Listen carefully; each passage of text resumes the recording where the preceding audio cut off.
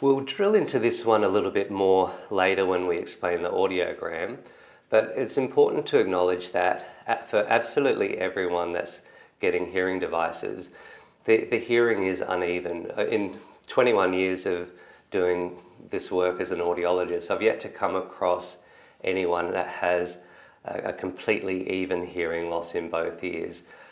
Typically, most commonly, we've got a hearing loss that is worse in the high pitches, and our hearing is better in the lower pitches. But the hearing's uneven, and that means that if we're going ahead with hearing devices, it may have been for up to around 10 years or so that your experience of hearing the world around you has been out of balance. So when we correct for that hearing loss, we want to give equal opportunity to all parts of speech. We want to give you full access, as best access that we can, to the speech spectrum. And that means that we give unequal treatment to sound.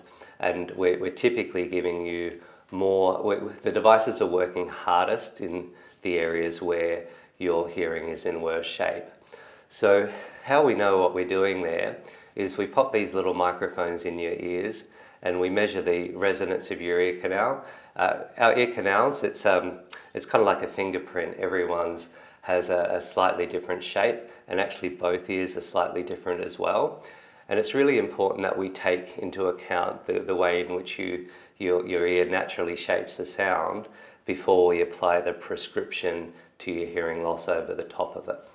So we all have based on test results, we've got a unique prescription for your hearing loss that is individual between your ears.